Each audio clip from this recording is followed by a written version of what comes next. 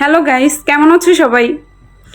এই পুতুলটার কথা তো তোমরা মোটামুটি সবাই জানো, কারণ এইটা এখন ফেসবুক, ইনস্টাগ্রাম, টিকটকে সব জায়গায় একদম ভাইরাল হয়ে গেছে। তারপরেও তোমরা এই পুতুলটার কাহিনী যারা যারা জানো না তাদেরকে আমি শর্টকাটে বলে দিচ্ছি। এই যে পুতুলটা দেখতেছো, এই পুতুলটা একটা আপু তার বাচ্চার জন্য অনলাইন থেকে কিনেছে। তো আপুর বাচ্চাটা এই পুতুলটা নিয়ে সবসময় খেলাধুলা করতো, ঘুমাতো, শুয়ে থাকতো, অল টাইমই এই পুতুলটা নিয়ে খেলাধুলা করে।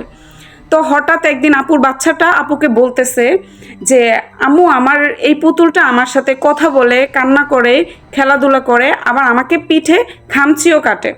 তো আপুটা ভাবলো যাতে বাচ্চারা তো দুষ্টামি করে বা কত কথাই বলে, ওদের কথা তো আর এত ধরা যায় না। তো আপু বাচ্চাটার কথা তেমন একটা পাত্তা দেয় না। তারপরে এরকমভাবেই চলতে থাকে। তো হঠাৎ একদিন আপু তার বাচ্চাটাকে গোসল করতে নিয়ে যায়। তো যখন গোসল করতে নিয়ে যাওয়ার পর আপু দেখে তার বাচ্চার পিঠে একদম খামচির দাগ হয়ে গেছে। এই যে ছবিটা আমি এখানে দিয়ে দিচ্ছি, একদম পুরো খামচির দাগ হয়ে গেছে। তারপর আপু ওইটা দেখার পরে, তার বাচ্চার গায়ে ওই খামচিটা দেখার পরে বুঝতে পারে যাতে না, তার বাচ্চা আসলে যেটা বলতেছে সেটা মিথ্যে না, সত্যি কথা।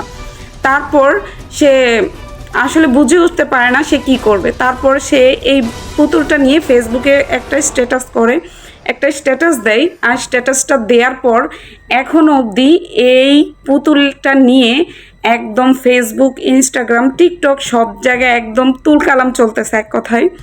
তো এখন আমি চিন্তা করতেছি যে আমি কি করব, কারণ আমার বাসাতেও এরকম 2-3টা টেডি আমার আছে। তো এখন আমি ভাবতেছি এই টেডিগুলোকে আমি বাসায় রাখবো নাকি ফেলে দিব, নাকি কাউকে দিয়ে দিব। তো বন্ধুরা, তোমরা আমাকে বলবা যে আসলে আমি কি করতে পারি এই টেডিগুলো নিয়ে। আসলে কি সেটা ফেলে দিব না আমি রেখে দিব?